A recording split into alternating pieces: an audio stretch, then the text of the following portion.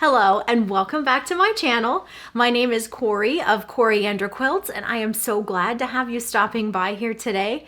Today we are talking about the fifth block in the Oh Happy Day Sampler Sew Along. So after today's block, we will be just over halfway done making the blocks from the book. We do have a fun pieced setting coming up after we complete the blocks. So we're not actually halfway done with the quilt, but we will be halfway done with the blocks from the book. Today's block is the proposal block. You can see the quilt behind me here, the pillow here, and I shared this story in the Oh Happy Day book, but I'll share it again here just in case you didn't read the story behind the name of this quilt. So many years ago, probably 10 years ago or so, frequently throughout the years, not even just 10 years ago, but frequently throughout the years, as a quilt designer and pattern designer, we have lots of things we have to name. We have to name the quilt patterns.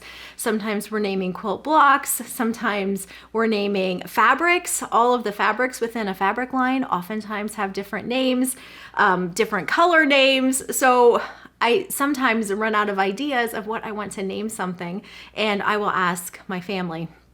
Sometimes this goes well, and other times, like the time I was referencing 10 years ago, it doesn't go so well. My youngest daughter, Eleni, she suggested the name something to the effect of Princess Rainbow Unicorn Sparkles to name a quilt pattern. Now she was young, probably 3 or 4, and she always wants me to make sure that people know this was not a recent naming event. She just turned 14. So obviously that wouldn't be a name that she would come up with now, as evidenced by the fact that she named the quilt Proposal in the Oh Happy Day book.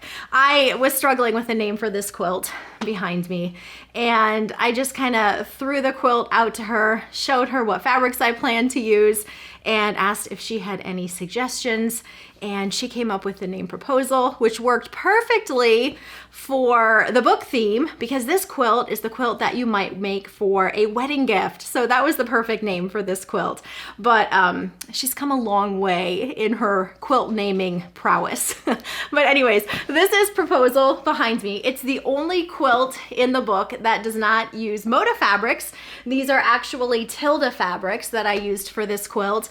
Now, we can easily get Tilda Fabrics in the United States now, but I have been collecting them since before they were available in the United States. So I am such a lover of Tilda Fabrics, and I was excited to use these fabrics for this quilt. I had initially planned to use the Strawberries and Rhubarb line of fabric by Fig Tree, but it didn't quite make it in time for me to use it to meet my deadline for the book. So these fabrics were a wonderful substitute. They have the same vibe as that Fig Tree line of fabrics, kind of a similar color palette, and I loved having an excuse to use them in a project. So that's the main quilt.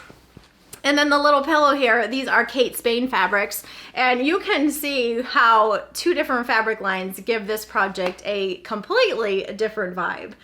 But this is gonna be a fun one to make for our sampler block today. Let's take a look at the fabrics that we're going to need for this block.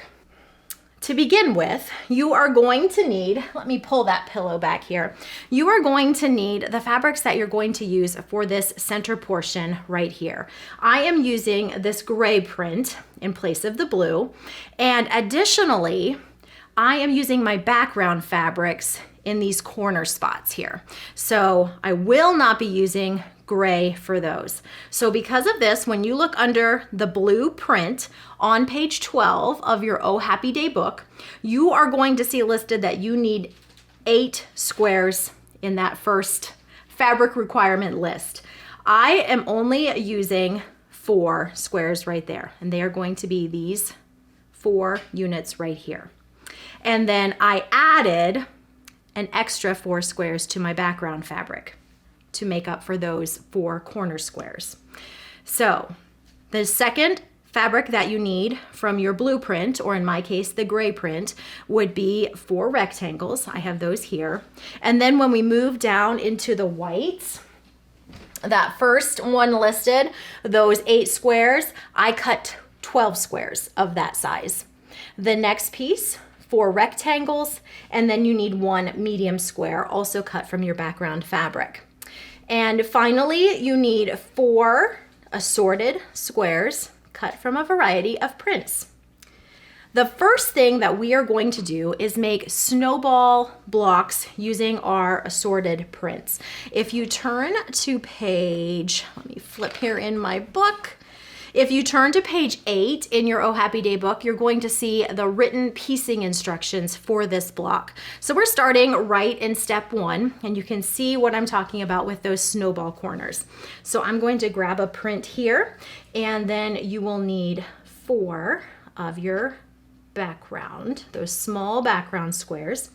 And I am just going to do one corner and show you how I like to do a snowball corner. There are a lot of different ways that we can do these snowball corners, or stitch and flip corners, or sew and flip corners. They all refer to this same method where we are attaching one fabric on top to another fabric behind, typically squares and rectangles, so we don't have to cut triangles. And the way I like to do mine is I will draw a diagonal line across the back of my top square, so corner to corner. Sew on that line, press everything out, make sure that everything matches, and then go ahead and trim out those bottom layers. I want to show you what I'm talking about because it's a little bit different than maybe you're used to approaching these corners. Some people prefer to trim and then press, but I'm gonna show you why pressing and then trimming helps you be a little bit more accurate. So let me get one corner sewn on and I'll show you what I'm talking about. Okay, I'm back with my little unit. I did get a little bit carried away and went ahead and did all of the corners on all of my little assorted prints. These blocks, because the corners those squares don't overlap at all, are really easy to chain piece. So I sewed everything at once and pressed everything and then trimmed, but I saved this one little corner so I could show you exactly what I was talking about as far as sewing, pressing, and then trimming. So what I did was I marked my diagonal line. Let's get this in view here a little better. I marked my diagonal line from corner to corner, sewed on that diagonal line. Now, some people do prefer to sew just a little bit, maybe a thread's width to the outside edge of that marked diagonal. If their thread takes up a little bit of space, you can be a little bit more accurate that way. It really does depend on your thread width. I use a 50 weight Aurifil thread, which takes up very little space within my block, and so I tend to sew right on that diagonal. But if you are finding that when you flip this over, that top square just doesn't quite meet your outside edges, you might find that you prefer just to go over just a hair outside of your marked line, towards the outside edge. But so sew on your diagonal and then take it over to your ironing board and press. And make sure that you don't have overhang or you're not too short around this edge, and you can flip it over and check the same on the back. Sometimes it's easier to see on the front or on the back, but what you want is your square to be the exact same measurement that it is after you're done sewing those corners on as it was before they were sewn on. This measurement should be exactly the same. And by pressing first, we can make sure that our addition of the triangle hasn't altered that measurement in any way. If your square would be hanging over, you could take that seam out, re-sew, and adjust that. Or if it's too short, same. You could take that seam out and adjust that so that when you press, it is exactly perfect around those edges. Once it is, then flip that back, and then you can just trim off using a 1/4 inch seam allowance. And I will often just use my scissors if they're short like this, just snip that right off. So now you can see that I have done that for all of my assorted prints here. I've snowballed all of those corners using 3 of the background squares and then 1 gray print square just on the one corner. The next step, after you have done these, oh, and these get all pressed away from the center. So that's what that's gonna look like on the back. The next step, after you have sewn those, is to take your gray rectangle and your white background rectangle, and these are going to get sewn together and pressed towards the lighter fabric, towards that background fabric. That feels counterintuitive. We often press towards the dark fabric, but that means that your seams are going to nest nicer with your snowball units if you press towards that background fabric. So sew those together. You'll end up with 4 units. I will go do that, and then we are almost done with our block. All right, I've got everything laid out down here below me. So let's take a look. We have our snowball blocks, those units I just sewed, and then that remaining background square that will go in the center. So you can see how this block is going to come together. You'll sew together your top row, pressing towards the center. This middle row gets pressed away from the center, and the bottom row gets pressed towards the center. Now I want to talk a little bit about sewing together these 2 units in each row. Because of the way these seams come together, there's not a really nice way to gauge if our seams are lining up. So the way that I approach these is I will take these 2 units, line them up so that my right and left edges are lined up. And then I will come over to this little intersection right here. Flip this back about 1/4 inch, and then I can see right here how that seam is going to meet up. If I'm happy with the way that seam is meeting, I'll just pin right here on the left side of the intersection and go ahead and sew. And that's how I approach all of those corners, all of those intersections. I'll just put them together like so that the ends match.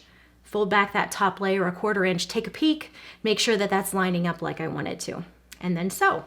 So I'm gonna go ahead and do that. Sew all my rows together and then sew everything together. These last 2 seams, those will get pressed away from the center, and you can see those pressing instructions listed on page 9 in your Oh Happy Day book.